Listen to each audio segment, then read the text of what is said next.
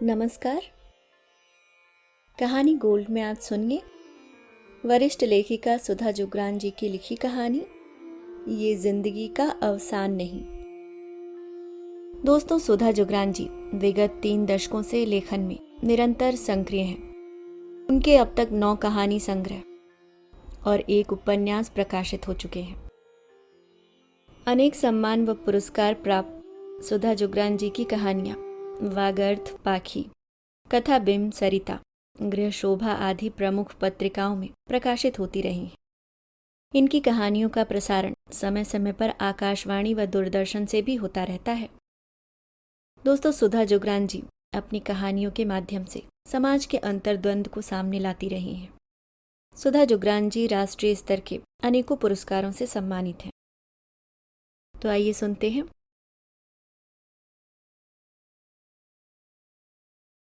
आज श्री 18 की हो गई। जन्मदिन की छोटी सी पार्टी रखी थी राशि ने अपने फ्लैट पर। श्री की सहेलियां तो कुछ पहले ही निकल गई थीं। अपनी सहकर्मियों को लिफ्ट तक छोड़कर राशि अंदर आई तो श्री अपने गिफ्ट टेबल पर जमाने में व्यस्त थी और जतिन ड्राइंग रूम के एक कोने में बैठे उसका इंतजार कर रहे थे। मम्मी, गिफ्ट अभी खोलूं या सुबह? उसे सामने देखकर श्री मुस्कुराती हुई बोली। जैसे तेरी मर्जी, अभी थकी नहीं है, कल खोल लेना। वह एक नज़र ड्राइंग रूम की तरफ डालती हुई बोली। ठीक है, पर मेरे साथ आओ, आपको कुछ दिखाना है। वह हाथ पकड़कर राशि को अपने बेडरूम में ले गई। यह क्या है? उसके हाथ में एक गिफ्ट पैक को देखकर राशि बोली। मोबाइल है एप्पल का, सबसे लेटेस्ट। सुबह जब पापा ने मिलने बुलाया था तब दिया था। कह रहे थे अब तुम बड़ी हो गई हो, इसलिए इस बार बड़ा गिफ्ट। श्री का चेहरा खुशी से दमक रहा था। अच्छा, और क्या कह रहे थे? ना चाहते भी राशि वर्षों से पूछती चली आ रही सवाल दोहरा बैठी। कह रहे थे इम्तिहान कैसे हुए। मैंने कहा कि मुझे पूरी उम्मीद है कि मैं इसी साल मेडिकल कॉलेज में प्रवेश पा जाऊंगी। वह किंचित हंसते हुए बोली। बस, और कुछ नहीं? उसने फिर एक कमजोर सी उम्मीद में पूछा। नहीं, और तो कुछ नहीं। अच्छा ठीक है, तू कपड़े बदल और सो जा, हम भी खाना खा लेते हैं। जतिन अंकल को भी देर हो रही होगी, कहकर राशि बाहर आ गई। ड्राइंग रूम में जतिन चुपचाप बैठे थे। उसे देखकर हौले से मुस्कुराए। उनकी थकी सी मुस्कुराहट देखकर उसका दिल किया सोफे के हत्थे पर बैठकर हौले से उनके बालों में हाथ फेर दे, उनका सिर अपने सीने में दबाकर बाहों में भींच ले। जानती है ऐसा ही कुछ बहुत बार चाहते हैं जतिन, पर कुछ भी ऐसा नहीं कर पाती है वह। चलो खाना खा लो, भूख लग गई होगी। नहीं, ऐसे भी भूख नहीं है, तुम बैठो ना थोड़ी देर, जतिन इसरार से बोले। राशि ने एक उड़ती सी नज़र श्री के बेडरूम की तरफ डाली और जतिन की बगल वाले सोफे पर बैठ गई। अजीब सी कश्मकश में जी रही है पिछले 4 सालों से। जब श्री के साथ होती है तो दिल दिमाग जतिन के साथ होता है, जब जतिन के साथ होती है तो दिल दिमाग श्री के साथ। हाँ बोलो। पहले इत्मीनान से तो बैठो। जतिन हंस पड़े। क्लास में प्रश्न नहीं पूछ रही हो? वह भी हंस पड़ी। जतिन पल भर चुप रहे, जैसे शब्दों को उचित आकार व भार देने के लिए तोल रहे हों। राशि आज श्री 18 की हो गई है। उसने चौंक कर जतिन की आंखों में झांका। कुछ ऐसे सवाल थे जो जतिन की निगाहों में हमेशा तैरते रहते थे और वह उनसे बचकर निकल जाना चाहती थी। तो फिर अब? जतिन बात अधूरी छोड़ बेमतलब उंगलियां चटकाने लगे। पता नहीं अभी कहें या नहीं। फिर बोल पड़े। अब हमें भी शादी के बारे में सोचना चाहिए। 4 साल से तुम यही कहती रही, जब तक श्री 18 की नहीं हो जाती। उसका करियर राह नहीं पकड़ता तब तक तुम विवाह की बात सोच भी नहीं सकती। तुम्हारी इंतजार में मैं भी श्री के बड़े होने का इंतजार करता रहा। पर अब बात करो श्री से। कैसे कहूं जतिन, किन शब्दों में कहूं? टूट जाएगी वह। राशि मायूसी से बोली। आजकल के बच्चे इतने भी कमज़ोर नहीं हैं। फिर तुमने बहुत तबीयत से पाला है। जैसे उसने तुम्हारे और मेरे रिश्ते को धीरे धीरे स्वीकार किया, शादी को भी कर लेगी। आज वह बहुत खुश है। आज ही बता कर देखो। जवाब में एक कातर दृष्टि जतिन पर डाल राशि ने गर्दन झुका ली। राशि, हम दोनों के रिश्ते दोस्तों जैसे ही रहे पिछले 4 साल से। कभी भी सीमाएं नहीं लांधी। अकेलेपन से थक गया हूं मैं अब। तुम्हारे पास तो फिर भी श्री है, पर मैं जब घर जाता हूं तो खाली घर काटने को दौड़ता है। और फिर मन के साथ तन की जरूरतें भी तो हैं। जतिन ने बात अधूरी छोड़ दी थी। राशि थोड़ी देर चुप वैसी ही सोच में बैठी रही। कोशिश करती हूं आज उससे बात करने की। अब चलो खाना खाओ, काफी रात हो गई। खाना खाकर जतिन चले गए। जन्मदिन का सारा सरंजाम करने में वह थक तो बहुत गई थी, पर न अभी नींद आ रही थी और न ही श्री से बात करने का मन था। सब कुछ समेट कर वह दरवाज़ा खोलकर बाहर बालकनी में आ गई। ठंडी हवा से तन मन को थोड़ी राहत मिली। क्लांत शरीर वहीं कुर्सी पर ढेर हो गया। दूर तक नजर दौड़ाई। पूरा शहर बिजली के लट्टुओं की मानिंद टिमटिमा रहा था। इस भरे पूरे शहर में अनगिनत लोग, न जाने कौन कौन किन किन झंझावातों से गुजर रहा होगा। उसकी निगाहें दूर तक भटकती अपने अतीत में विचरण करने लगी। 22 साल की राशि को जब माँ ने कहा कि आज कॉलेज मत जाना, लड़के वाले देखने आ रहे हैं, तो वह हड़बड़ा गई। मुझे देखने? क्यों, मैं शादी वादी नहीं करूंगी अभी। मुझे अभी शोध करना है। शोध तो शादी के बाद भी कर लेगी। ऐसा संपन्न घर और ऐसा खूबसूरत लड़का हर समय नहीं मिलता। माँ हंसते हुए बोली। माँ, शोध के बाद शादी हो सकती है, शादी के बाद शोध नहीं। राशि हंसकर तुकबंदी करती हुई बोली। वनस्पति शास्त्र में एमएससी कर रही राशि का यह फाइनल ईयर था। पढ़ाई में अत्यंत मेधावी राशि के सामने उसकी मंजिल स्पष्ट थी। उसे शोध पूरा करके अपने नाम के आगे डॉक्टर लगाना था और फिर किसी कॉलेज में वनस्पति शास्त्र के लेक्चरर का पद संभालना था। उसके तो सपनों का राजकुमार भी किसी विश्वविद्यालय का प्रोफेसर ही था। आंखों पर काले फ्रेम का चश्मा चढ़ाए मोटी मोटी किताबें पढ़ता हुआ। एक लाइब्रेरी जिसमें किताबें ठसाठस भरी हों। और वह जब अपने प्रोफेसर पति के लिए चाय लेकर जाए तो वह किताब से सिर उठाकर स्टाइल से चश्मा उतारकर मंद मुस्कान के साथ उसे निहारे और हाथ पकड़कर प्यार से उसे अपनी तरफ खींचे। उसकी सहेलियां उसकी पसंद की धज्जियां उड़ा देती। चश्मा उतारकर मंद मुस्कान नहीं बिखेरेगा, बल्कि किताबों के बीच रोमांस ढूंढती रह जाएगी। बेवकूफ कहीं की। लड़कियां पति के साथ किसी हिल स्टेशन पर जाने के सपने देखती हैं, और एक यह है कि किताबों से मन नहीं भरा इतने सालों तक। अगर मुझे पढ़ाकू पति में ही रोमांस नजर आता है तो तुम्हें क्यों तकलीफ हो रही है? तुम घूमना ना अपने मिस्टर एक्स के साथ। किसी हिल स्टेशन पर मैं अपनी किताबी कीड़े के साथ खुश रहूंगी। पर उसका यह मासूम सा बेसिर पैर का सपना उसके पिता की महत्वाकांक्षाओं की भेंट चढ़ गया था।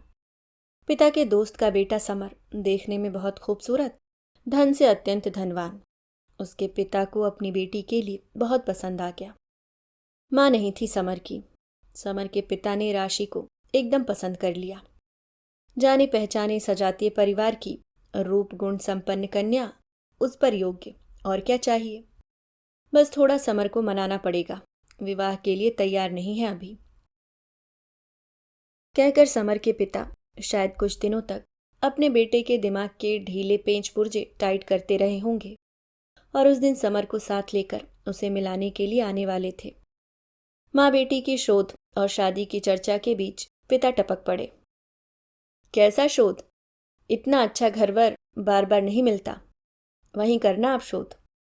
दो टुक बात कहकर पिता बाहर चले गए थे, और माँ बेटी की चुहलबाजी को जैसे ग्रहण लग गया था। पिता के फैसले के विरुद्ध कुछ बोलने की हिम्मत दोनों की ही नहीं थी। अपने कमरे में जा सिसक पड़ी राशि। तभी माँ आ गई। बिना कहे सुने भी वह उसकी सिसकी को महसूस कर गई। सिर पर ममता से हाथ फेरती हुई बोली, कुछ सपने सिर्फ संजोने के लिए होते हैं बेटा। सभी सपने जीवन में नहीं उतरते। शादी तो करनी ही है। अच्छा रिश्ता है, खुशी खुशी तैयार हो जा। और अपने उस नवपल्लवित कोमल सरी के सपने को नोचकर वह खुशी खुशी तैयार हो गई थी समर से मिलने के लिए। समर आया अपने पिता के साथ। उसकी असाधारण खूबसूरती में भी न जाने क्या कमी थी कि वह आकर्षित न हो पाई। नपे तुले कुछ सवाल किए थे समर ने उससे, शायद दस्तूर निभाने के लिए, और उसने भी जवाब दे दिए थे। दोनों तरफ एक तटस्थता थी, फिर भी जीवन भर साथ चलने के लिए विवश हो रहे थे। 2 दिन का साथ तो नहीं है। यदि यह तटस्थता जिंदगी भर रह गई तो। अपनी तटस्थता का कारण तो वह जानती थी, उसे तो कुछ सोचने के लिए समय ही नहीं मिला था। पर समर भी तो कुछ खुश व उत्साहित नहीं दिख रहा था। फिर राशि का अत्यंत मेधावी व उच्च शिक्षित होना, जीवन से उसकी कुछ अलग तरह की आकांक्षाएं, समर का सिर्फ साधारण बीए होना, कुछ ऐसी बातें थीं जो उसे अंदर ही अंदर मत रही थीं। पर पिता की व्यवसायिक आंखें राशि के विचारों के इस पक्ष को कहाँ देख रही थीं। उनके लिए तो समर का धनवान होना ही शादी की उसकी पहली योग्यता थी। एक उच्च शिक्षित लड़की होने वाले पति से इसके अलावा भी कुछ चाहती है, इस तरफ सोचना तो उनके लिए सिर्फ उम्र की नादानी थी। जिंदगी धन के साथ चलती है, हर चीज हर सुख धन से खरीदा जा सकता है। पर क्या आत्मिक सुख संतुष्टि, मन की खुशी धन से खरीदी जा सकती है? राशि पिता को समझाना चाहती थी, पर समझा नहीं पाई, और उसका एमएससी पूरा होते ही उसका विवाह कर दिया गया। ससुराल में भले ही नौकरों की फौज थी, पर स्त्री विहीन उस घर में 2 पुरुष उसका सहारा बनने के बजाय सहारे के लिए उसकी तरफ देख रहे थे। नौकरों के हाथों चलती गृहस्थी उसे ही संभालनी थी। नवविवाहिता का चोला उतार फेंकना पड़ा राशि को। घर से लेकर घर की दिनचर्या, काम सब व्यवस्थित किया। स्त्री का हाथ लगते ही वह मरुस्थल सा घर बसंत ऋतु बन गया। ससुर जी खुश हो दिन भर ढेरों आशीषें देते रहते, पर समर की तटस्थता फिर भी न टूटी। विवाह हुए 1 महीना हो गया था। जिस उम्र में पति अपनी नवविवाहिता की झलक पाने के लिए हर समय उसके इर्द गिर्द डोलता रहता है, समर उसके आसपास होने पर एक दूरी सी बना लेता था। वह पास जाने की कोशिश करती, पर आखिर कितना करती। नारी सुलभ हया उसके पैरों को थाम लेती। घर में सास ननद होती तो उनसे कुछ पूछ सकती थी, किससे कहे अपनी परेशानियां। समर उसका सपना नहीं था, पर उसका पति था। पानी ग्रहण संस्कार संपन्न होते ही तो कैसा बदल जाता है मन स्त्री का। शैने शैने प्यार भी होने लगा था समर से। चाहती थी कि अब सारी पूर्वाग्रह त्याग कर वह पूर्ण रूप से समर की परिणीता बन जाए। लेकिन समर ने तो जैसे विवाह की रस्म निभाने के लिए ही उसके साथ 7 फेरे लिए थे। पिता की इच्छा पूरी कर दी थी। पिता व घर को एक बहू दे दी थी। बस रात सोना एक ही बिस्तर पर था दोनों का। समर खाना खाकर पलटकर सो जाता, और राशि मचलते अरमानों को दिल में दबा रात भर करवट बदलती रह जाती। समझ नहीं पाती किससे पूछे। सब कुछ इतना महीन व नाजुक था कि पूछने के लिए भी उतने ही नाजुक शब्दों के इस्तेमाल करने की जरूरत थी, और जिससे पूछा जाए वह भी उतना ही संवेदनशील हो। समर से पूछना चाहती तो वह इतना मौका ही नहीं देता। कमरे से फटाफट बाहर निकल जाता, और कमरे से बाहर इधर उधर घूमते नौकर चाकर, और फिर ससुर जी की पारखी नजरें। राशि को लगता कि वे नजरें भी बहुत कुछ ताड़ना चाहती हैं उनके बीच। एक दिन ससुर जी व्यवसाय के सिलसिले में 2-4 दिन के लिए बाहर चले गए। राशि ने घर के अंदर काम करने वाले नौकरों को छुट्टी दे दी। अरे पूरन, शंभू, कहाँ चले गए सब के सब? समर नौकरों को आवाज दे रहा था। मैंने छुट्टी दे दी उन्हें आज।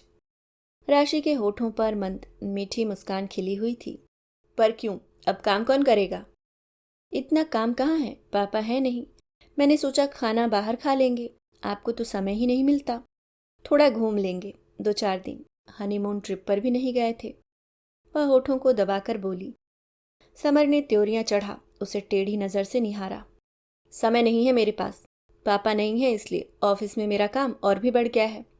फैक्ट्री का चक्कर भी लगाना पड़ेगा। उनकी प्लास्टिक की अनब्रेकेबल क्रॉकरी व डिब्बे वगैरह बनाने की फैक्ट्री थी। तुम्हारा मैनेजर क्या करता है?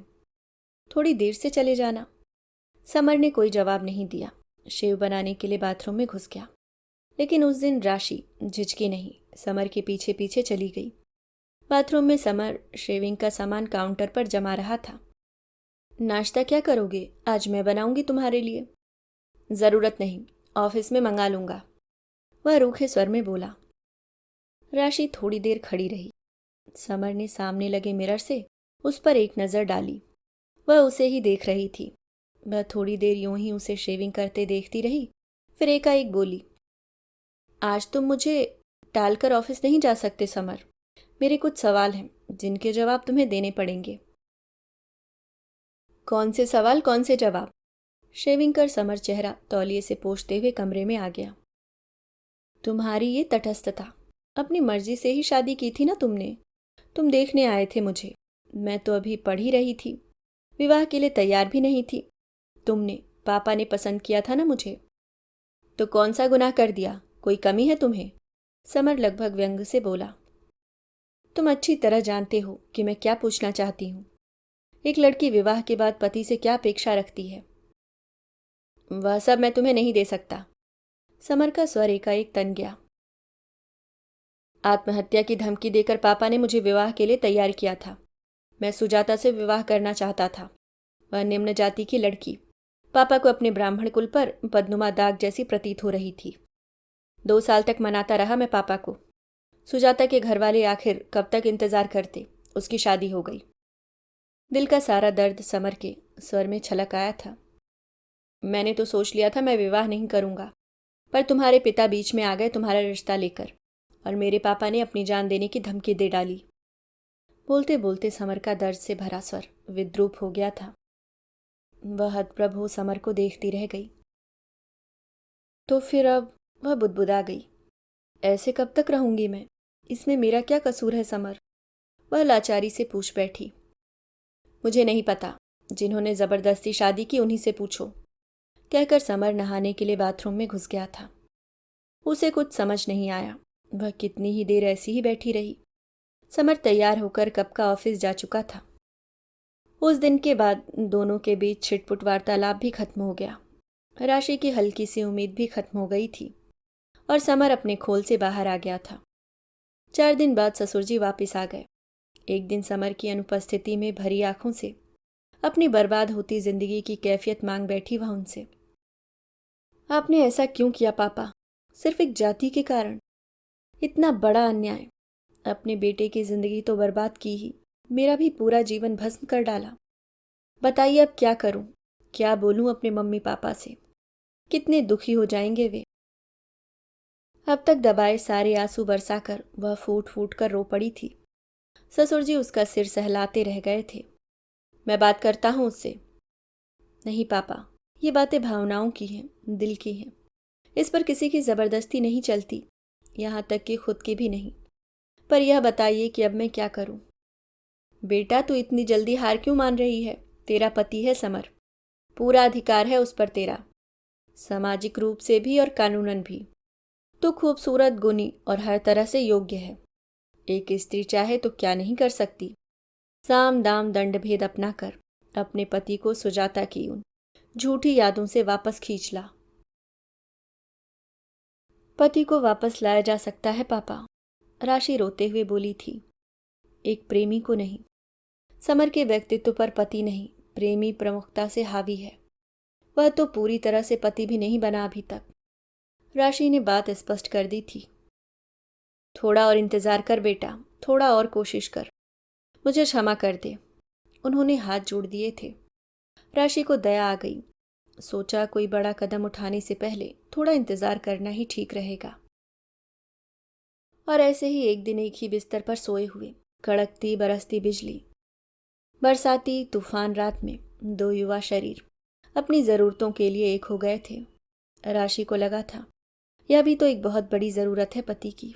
शायद यही एक माध्यम बन जाए और धीरे धीरे सब ठीक हो जाए। उसके बाद पात्र के भरकर छलकने जैसी स्थिति आने पर दोनों में संबंध बनने लगे रात के अंधेरे में। पर दिन के उजाले में समर फिर अजनबी सा हो जाता, बल्कि सुजाता की यादों से बिछड़ जाने की खींच जब तब उस पर उतार देता। पर राशि को अपने अंदर नवजीवन की आहट महसूस होने लगी। घर में किसको बताती, इसलिए माँ को बताया। माँ डॉक्टर के पास ले गई। डॉक्टर ने पुष्टि कर दी, राशि माँ बनने वाली है। सुनकर ससुर जी के तो खुशी का ठिकाना ही नहीं था, पर समर की तटस्थता ने उसके दुखते हृदय को फिर चीर कर रख दिया। समय आने पर उसने बेटी को जन्म दिया। अधिकतर समय अब श्री के लालन पालन में बीतने लगा। श्री की मीठी मुस्कुराहट मन बांधने लगी। उसके नन्हे नन्हे हाथ पैर जब गालों को छूते तो समग्र सृष्टि जैसे उसके वजूद से लिपट जाती, उसे बाहों में झुलाती तो सारी ऋतुएं मौसम बदलने से पहले ही आकर उसकी बाहों में झूल जाती। उससे तटस्थ रहने वाला समर श्री में थोड़ा बहुत दिलचस्पी रखने लगा था। जब श्री नन्हे नन्हे कदम डगमग करती, अपनी घेरदार फ्रॉक हिलाती, अपनी नन्ही नन्ही बाहें पसारे उसकी तरफ दौड़ लगाती, तो मजबूर हो समर को उसे गोद में उठाकर प्यार करना ही पड़ता। पर सुजाता का अंश नहीं है उसकी बेटी में, शायद यही सोचकर अक्सर चुप्पी साध लेता। श्री स्कूल जाने लगी तो राशि ने सोचा, जीवन में और तो कुछ न कर सकी, पर एक सपना था उसका, अपने नाम के आगे डॉक्टर लगाने का और लेक्चरर बनने का। वह सपना तो वह पूरा कर ही सकती है। ससुर जी से बात की तो उन्होंने खुशी खुशी हाँ कर दी। समर से पूछा तो रूखे स्वर में जवाब मिला, मुझसे क्यों पूछती हो, मुझे मतलब नहीं तुम क्या करती हो क्या नहीं, लेकिन इतना सुन लो, इस घर में रहना है तो कुछ रुपयों के लिए नौकरी करने बाहर नहीं जा सकती। उसके इतने कड़वे शब्द सुनकर राशि का दिल किया कि उतना ही कड़वा जवाब दे दे। ससुर जी ने समझाया, तू पहले अपना शोध तो पूरा कर बेटा, नौकरी की बात बाद में सोचना। उसने शोध के लिए अप्लाई कर दिया। डॉक्टर शुक्ला के अंडर में उसका शोध कार्य प्रारंभ हुआ। उसने अपनी सिनॉप्सिस सबमिट की। शोध करना कोई आसान कार्य तो नहीं था, कई मोर्चों पर कार्य करना पड़ता है। शोध करने का उसका सपना उसे फिर से उसी मनस्थिति में ले आया। शोध करने वाले छात्र छात्राएं, कॉलेज का वातावरण, किताबों का संगसाथ, पढ़ाई का माहौल, बहुत कुछ अपने जीवन में घटी स्याह घटना बुलाने में उसकी मदद करने लगी। वह अपने शोध में व्यस्त हो गई। समर उसकी तरफ से अब और भी तटस्थ हो गया था। शायद वह यह नहीं चाहता था कि वह शोध करे, उससे इतनी अधिक शिक्षा हासिल करे, इसलिए जब तब बिना कारण अपना गुस्सा, फ्रस्ट्रेशन, चिढ़न उस पर उतार देता। पर राशि अब श्री व अपने शोध के अलावा किसी दूसरी बात के बारे में सोचना भी नहीं चाहती थी। वह श्री को लेकर दूसरे कमरे में सोने लगी थी। वैसे भी उसे अब अपने शोध कार्य को लेकर शांत माहौल की जरूरत थी। 3 साल होते होते उसका शोध कार्य पूरा हुआ। इधर श्री 6 साल की हुई, उधर उसने अपनी थीसिस सबमिट की।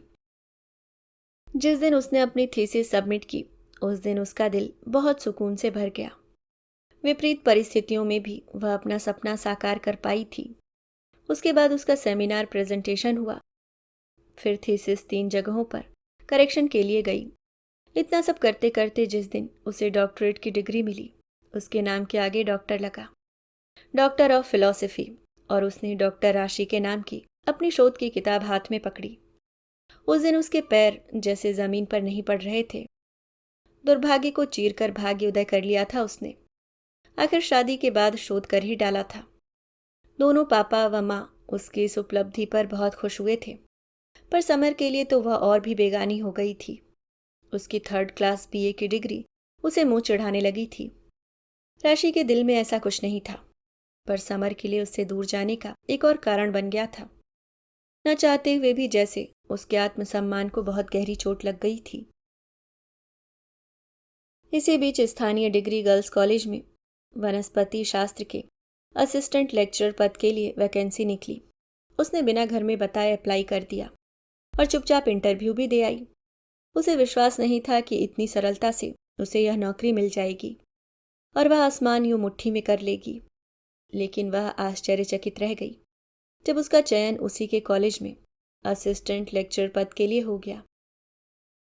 उसका दिल किया नंगे पांव शहर की सड़कों पर नृत्य कर ले।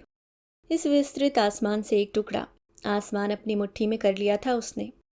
कॉलेज का प्रांगण, छात्राओं का साथ, वनस्पति शास्त्र की प्रयोगशाला, फूल पत्ती को फाइल में दबाकर बनाई कलेक्शन फाइल, बॉटनिकल गार्डन, सब याद आ गया। बस अब सब दुख भूल जाएगी श्री और अपनी नौकरी में डूबकर। ससुर जी ने सुना तो विशेष प्रतिक्रिया नहीं दी। समर से पूछ लो बेटा, जैसा वह कहे। लेकिन समर ने सुना तो जैसे जलजला आ गया। घर सिर पर उठा लिया उसने। मैंने पहले ही कहा था, इस घर में रहना है तो नौकरी नहीं करनी है। वह हतप्रभ रह गई। और अगर नौकरी करना ही चाहूं तो? उसका 7 वर्षों का आहत स्वाभिमान आखिर उसके होठों पर आ ही गया था। खा जाने वाली नजरों से घूरा उसे समर ने। तो दफा हो जाओ इस घर से। ठीक है, कहकर उसने अपने व श्री के थोड़े कपड़े अटैची में रखे और घर छोड़ दिया। ससुर जी ने बहुत कोशिश की रोकने की। इतनी छोटी सी बात के लिए घर छोड़ रही है बेटा? श्री का तो सोचो, नौकरी करना ऐसा भी क्या जरूरी है? बात नौकरी की नहीं है पापा, बात अधिकारों की है। आखिर किस बिना पर समर इतना अधिकार जमा रहे हैं मुझ पर? क्या दिया है उन्होंने मुझे? सिर्फ पेट भर खाना, पहनने को कपड़े और समाज के सामने अपनी पत्नी कहलाने का स्थान। ठोकर मारती हूं इन सबको मैं आज। बहुत कोशिश की मैंने। मुझे इतने बड़े घर में नहीं, थोड़ी सी जगह बस समर के दिल में चाहिए थी। नौकरी क्या, दुनिया भी छोड़ने को कहते तो छोड़ देती। लरसती आवाज में अपनी बात कह, आंसुओं के वेग को रोक, श्री को गोद में उठा, अटैची खींच बाहर आकर ऑटो कर वह मायके आ गई थी। ससुर जी उसे रोकते रोकते स्वयं कार लेकर पीछे पीछे चले आए थे। उसे यूं आया देखकर माँ पापा हक्के बक्के रह गए थे। बेटी ऑटो में और ससुर जी पीछे पीछे कार में। क्या हुआ राशि, क्या हुआ? वह श्री को लेकर चुपचाप अंदर चली गई। माँ पापा उसके पीछे पीछे आ गए। ससुर जी बाहर ड्राइंग रूम में इंतजार करने लगे। श्री को बिस्तर पर सुलाते सुलाते उसने थोड़े से शब्दों में शुरू से अंत तक अपनी कहानी बयान कर दी। आंसुओं में डूबी बेटी को देखकर माँ पापा का हृदय कटकर रह गया। बाहर आकर समधी से बोले, यह अच्छा नहीं किया आपने। अपने बेटे का जीवन संवारने के लिए जबरदस्ती मेरी बेटी को बलि का बकरा बना दिया। क्या करेगी वह अब? मैं छोड़ूंगा नहीं समर को। उसके ससुर जी ने बहुत समझाने की कोशिश की, पर आशाओं के विपरीत आज पहली बार उसके पिता के सामने सच उजागर हुआ था। इसलिए आपे में नहीं थे। सामान्य बातचीत थोड़ी देर में अच्छी खासी बहस में तब्दील हो गई। दोनों पक्ष देख लेने की धमकी देकर ही चुप हुए थे। ससुर जी भी गुस्से में चले गए। उसके पापा तो दूसरे ही दिन कार्रवाई करना चाहते थे, पर उसने थोड़ा इंतजार किया था। शायद समर को कुछ होश आ जाए और दोनों की जिंदगी और उलझने से बच जाए। पर समर की तरफ से कोई पहल न हुई। आखिर पापा ने उसकी तरफ से तलाक का नोटिस भेजकर श्री व राशि के भरण पोषण का दावा ठोक दिया था। समर के पिता के स्वाभिमान को समधी की इस हरकत से चोट लगी थी। वे भी जो वकील सिखाता वही इल्जाम लगाते जाते। वे राशि को कुछ भी देने को तैयार नहीं थे और श्री को हासिल करना चाहते थे। छोटी सी लड़ाई बढ़ते बढ़ते दो पिताओं के स्वाभिमान की लड़ाई बन गई, जिसे जीतने के लिए वे हर मुमकिन कोशिश कर रहे थे। वह कॉलेज की नौकरी करने लगी थी। कोर्ट में तारीख पर तारीख लगती और दोनों तरफ के वकील केस जीतने व अपना पलड़ा भारी रखने के लिए नित नए नए सुझाव उनके सामने रखते। और फिर शुरू होता कोर्ट में आरोपों प्रत्यारोपों का दौर। और वह लाचार घायल नजरों से खुद को व समर को देखती रह जाती। दोनों के पिताओं की झूठी जिद व अहंकार ने कहां से कहां लापटकी थी दोनों की जिंदगी। लगभग 3 साल हो गए थे मुकदमा चलते हुए। उन्हीं आरोपों प्रत्यारोपों से घबराकर एक दिन उसने पिता को बिना बताए समर को फोन कर दिया। इतने सालों बाद उसकी आवाज सुनकर समर चौंक गया। तुम? मुझे क्यों फोन किया? कोर्ट में इतने इल्जाम लगा दिए, वे क्या काफी नहीं? अब क्या नया खेल खेलने वाली हो? समर की ये बेरुखी आवाज कोई नई नहीं थी राशि के लिए। वर्षों से सुनती आई थी। किसी तरह आवाज को संतुलित करके बोली, इल्जाम मैंने नहीं लगाए समर। राशि शांत स्वर में बोली, मेरा चरित्र भी सरे बाजार नीलाम कर दिया। तुमने चाहे कभी मुझसे प्यार किया ना हो, पर क्या मैं चरित्रहीन थी कभी? पर ये सब बातें तो कोर्ट में काफी हो चुकी हैं।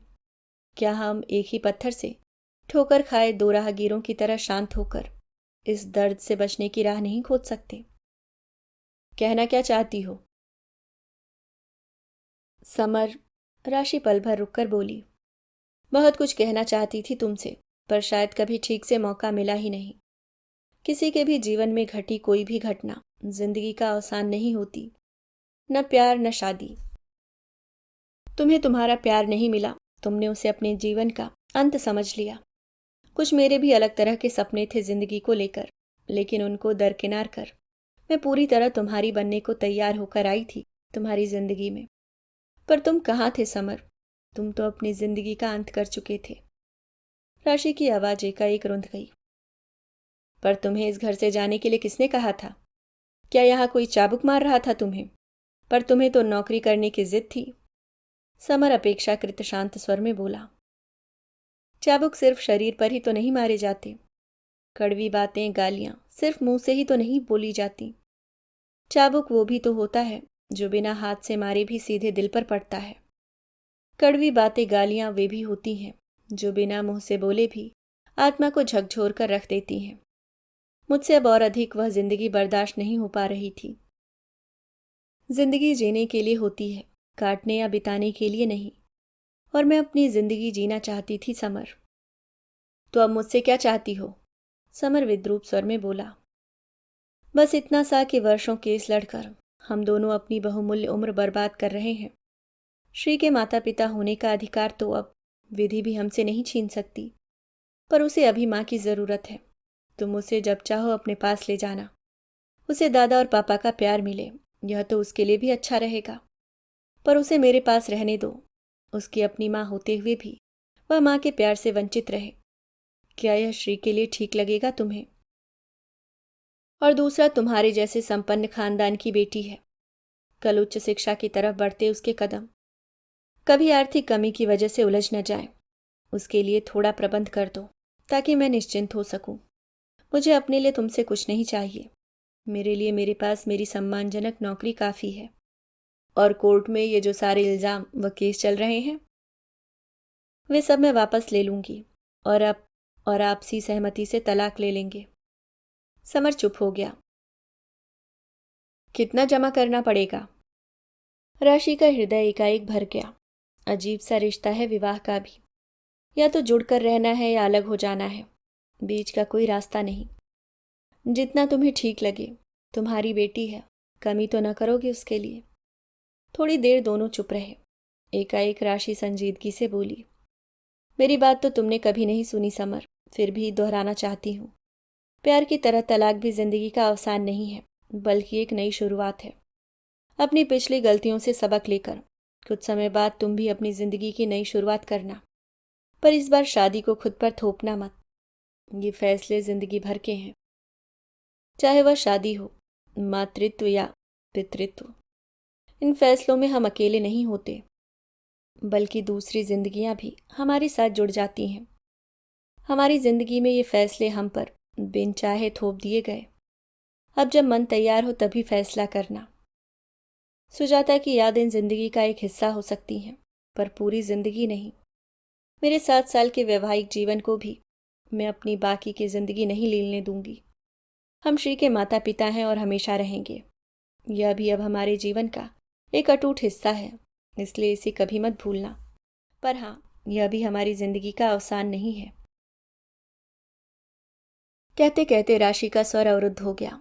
उसने मोबाइल स्विच ऑफ कर दिया।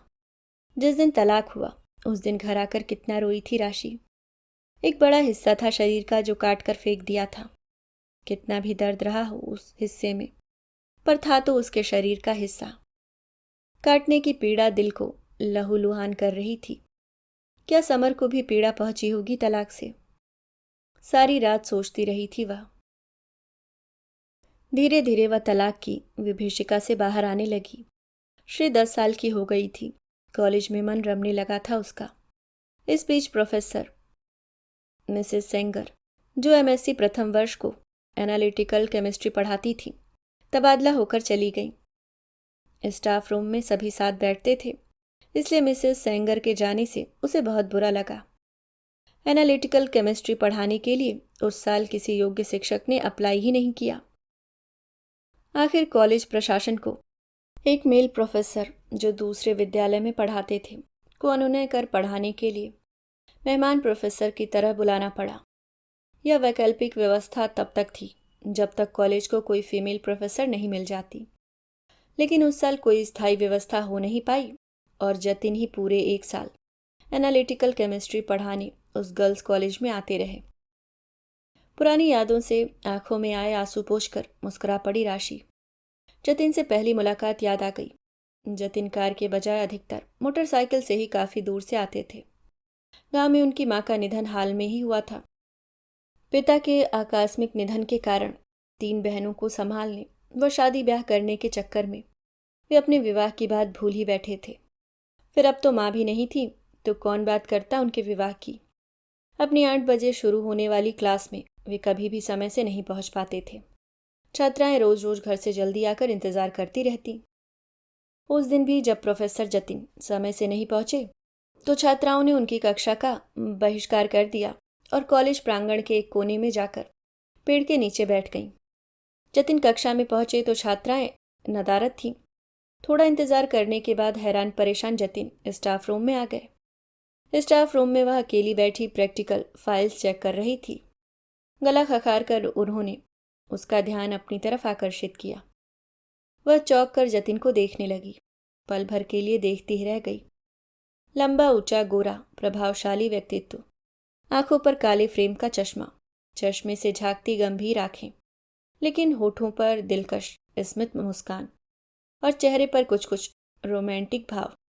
अपनी ही सोच पर मुस्कुरा वह पूछ बैठी, जी? वो दरअसल पता नहीं सारी छात्राएं कहाँ चली गईं, किसे पढ़ाऊं अब? जतिन बेचारगी से बोले। राशि का दिल किया बेसाख्ता हंस पड़े। छात्राओं के कक्षा बहिष्कार का कारण वह जानती थी और जतिन भी। बैठिए आप 5 मिनट, अभी बुलवाती हूँ, कहकर उसने चपरासी को बुलाकर कहा, जाओ सारी गर्ल्स को बुला कर लाओ, कहना कि राशि मैम ने बुलाया है। थोड़ी देर में सभी छात्राएं उनके सम्मुख उपस्थित हो गईं। माफी मांगो सर से, वह रोबदार आवाज में बोली। कल से सर ने आना बंद कर दिया तो किससे पढ़ेंगी आप लोग? उसकी डांट खाकर छात्राएं जतिन को एक एक करके सॉरी बोलकर कक्षा में बैठ गई थीं। जतिन से उस दिन का राशि का महज औपचारिक परिचय जान पहचान में बदलने लगा। आते जाते हेलो हाय मुस्कुराहटों का आदान प्रदान होने लगा। कभी कभी रुककर छिटपुट बातें भी हो जाती। जतिन के अनोखे व्यक्तित्व में राशि को अपने उस स्वप्न की झलक दिखाई देती जो समय की अंधेरी गलियों में कहीं दफन हो चुका था। वह अनायास ही उनकी तरफ आकर्षित होती जा रही थी और कमोवश शायद यही हाल जतिन का भी था। उनका परिचय अब सिर्फ जान पहचान तक ही सीमित नहीं रह गया था। तलाक के बाद राशि माता पिता से अलग कॉलेज के पास ही एक फ्लैट किराए पर लेकर उसमें शिफ्ट हो गई थी। 1 साल पूरा होते ही जतिन का गर्ल्स कॉलेज में आना बंद हो गया। कॉलेज को एनालिटिकल केमिस्ट्री पढ़ाने के लिए फीमेल प्रोफेसर मिल गई थी, पर राशि और जतिन की दोस्ती अब परवान चढ़ने लगी थी। जतिन अब उसके घर आने लगे थे, उसके व श्री के साथ वक्त बिताने लगे थे और इस तरह जतिन से उसका रिश्ता प्रगाढ़ होने लगा। इतना कि एक दिन जतिन ने उसके सामने विवाह का प्रस्ताव रख डाला। जतिन को हृदय से पसंद करने के बावजूद और ऐसे प्रस्ताव की आकांक्षा रखने के बावजूद भी वह स्वीकार न कर पाई थी। नहीं जतिन, विवाह अभी तो मैं सोच भी नहीं सकती, कम से कम अगले 4 साल तक तो नहीं। लेकिन क्यों, समस्या क्या है? उसके जवाब से जतिन टूट से गए थे। श्री अभी 14 की है। उसकी नाजुक उम्र अपने जीवन में आए इस दूसरे भूचाल को शायद बर्दाश्त न कर पाए। मैं उसे पिता का पूरा प्यार दूंगा राशि। जतिन का स्वर अपने जीवन के अकेलेपन के कारण कातर हो गया था। तुम उसे पिता का प्यार दोगे, पर शायद श्री शामिल न कर पाए तुम्हें अपने पिता के प्यार में। उसके अपने पिता हैं जो उसे भरपूर प्यार देते हैं। तो फिर? जतिन हताश पूछ बैठे। जब तक श्री 18 की नहीं हो जाती, उसका करियर राह नहीं पकड़ता, तब तक तुम इंतजार कर सकते हो ना मेरा? अगर तुम्हें मुझ में ही अपना उपयुक्त जीवन साथी नजर आता है तो। जतिन चुप खोए खोए उसे देखते रहे थे। मुझे समझो जतिन, मुझ पर अनेकों फैसले लाद दिए गए थे मेरी इच्छा के विपरीत, जिन्होंने मेरी जिंदगी की दिशा ही बदल दी। अब मैं अपनी बेटी पर कोई फैसला जबरदस्ती नहीं लादना चाहती। और अगर 18 की होकर भी वह न मानी तो? शंकित हो उठे थे जतिन। मान जाएगी, और अगर न मानी तो इतनी परिपक्व तो हो जाएगी कि किसी अनचाहे फैसले का भार वहन कर सके। पर अभी तो राशि बात अधूरी छोड़ अपनी डबडबाई आंखों को पोंछने लगी थी। राशि की बात मानने के सिवाय जतिन के पास कोई चारा नहीं था। वे घर आते रहे। इन 4 सालों में पूरे संयम नियम से प्रेम निभाया था जतिन ने, ताकि उनके रिश्ते श्री के लिए कभी तनाव का कारण न बने। वे जब भी मिले श्री की उपस्थिति में ही मिले। श्री हर वक्त उनके साथ होती। श्री ही बातचीत का माध्यम होती। श्री ने भी दोनों के इस रिश्ते को चाहे अनचाहे स्वीकार कर लिया था। कभी सवाल नहीं खड़े किए थे उसने। तलाक के 3 साल बाद समर ने विवाह कर लिया था। दूसरी शादी से उसका एक बेटा भी था। कोई रिश्ता नहीं रह गया था समर से। फिर भी उसके विवाह के दिन वह अपने आंसू नहीं रोक पाई थी। पर शायद समर ने पहली शादी व तलाक से कुछ सबक ही लिया होगा, जिससे उसकी दूसरी शादी टिकी हुई थी। दूसरी शादी से बेटा होने के बावजूद वह यह कभी नहीं भूला कि वह श्री का पिता भी है। और यह बात राशि को हमेशा कहीं एक अलग तरह की संतुष्टि से भरती रहती थी। अपने अतीत की मीलों की यात्रा कर डूबती उतराती राशि वर्तमान में लौट आई। वह अभी भी सामने फैले लट्टुओं के मानिंद टिमटिमाते शहर को घूर रही थी।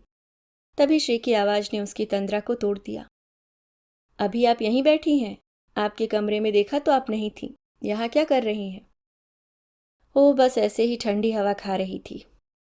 श्री के हाथ में समर का दिया नया मोबाइल था। इसी से उलझी रही होगी इतनी देर तक। वह उसका महका हुआ चेहरा देखती रही पल भर। श्री आजा, यहाँ बैठना, थोड़ी देर मेरे पास। श्री उसकी बगल वाली कुर्सी पर बैठ गई। कुछ कहूँ आज तुझसे, कुछ बड़ा, तो समझ जाएगी मेरी बात। खिलखिलाकर हंस पड़ी श्री। ऐसा क्या कहने वाली हो मम्मी? है कोई ऐसी ही बात। 18 की हो गई है आज तू। वोट देने के काबिल हो गई है। फिर कुछ फैसले जिंदगी के भी बेटा, जो अब तुझे करने पड़ेंगे। कौन से फैसले? श्री की आंखें आश्चर्य से उसकी आंखों से उलझ गईं। मेरी जिंदगी का फैसला श्री, जो पिछले कई सालों से निलंबित पड़ा है, तेरे बड़ा होने के इंतजारी में। वह क्षण भर रुकी। मैं और जतिन अब शादी करना चाहते हैं। मम्मी? राशि की आकस्मिक बात से जैसे श्री की आंखें ही नहीं, पूरा वजूद ही उलझ गया था। चुप हो वह चुपचाप सामने टिमटिमाते शहर को देखने लगी। श्री, उसने कोई जवाब नहीं दिया। श्री, कई सालों से जतिन और मैं एक दूसरे को जानते हैं। 4 साल पहले जतिन ने विवाह की पेशकश की थी। समर ने दूसरा विवाह कर लिया। पिता है, पुरुष है ना। कोई बेड़ियां पुरुष के पांव को नहीं रोक पाती। पर मेरे पांव में तो ममता की बेड़ियां थीं, जो मैंने खुद पहनी थी, तुझे समर से मांग कर, ताकि तेरे जीवन में माँ के प्यार की कमी न रहे। और फक्र है मुझे कि मैं ऐसा कर पाई। पर एक असफल विवाह मेरे जीवन का अंत तो नहीं है ना श्री। मुझे भी तो उतना ही हक है जीवन की एक नई शुरुआत करने का। मैं जीवन भर समर की गलतियों की सजा तो नहीं भुगत सकती। कल तू मेडिकल कॉलेज में प्रवेश लेगी। कुछ समय बाद तुझे भी कोई अच्छा लग सकता है, जिसके साथ तू भी भविष्य के सुनहरे ख्वाब देखने लगेगी। लेकिन अगर किसी कारणवश वह ख्वाब पूरा न हुआ तो क्या जिंदगी खत्म हो जाएगी तेरे लिए? या फिर विवाह असफल हो गया तो दोबारा नई शुरुआत नहीं करना चाहेगी? तुम्हारी पीढ़ी के लिए कई रूढ़ियां, कई वर्जनाएं अपनी बेड़ियां तोड़ डालेंगी। फिर हमारी पीढ़ी श्री, क्या अभिशप्त जीवन जीने के लिए बाध्य रहे? अहिल्या की तरह पाषाण बन किसी राम के ही स्पर्श का इंतजार करती रहे, मनुष्य का हाथ न थामे? तुझे कभी हमारे रिश्ते से शिकायत न रहे। जतिन और मैं अपना रिश्ता 4 सालों तक बहुत सम्मान के साथ निभाया। पर अब मैं इस रिश्ते को नाम देना चाहती हूँ। मैं भी अपनी जिंदगी की नई शुरुआत करना चाहती हूँ बेटा।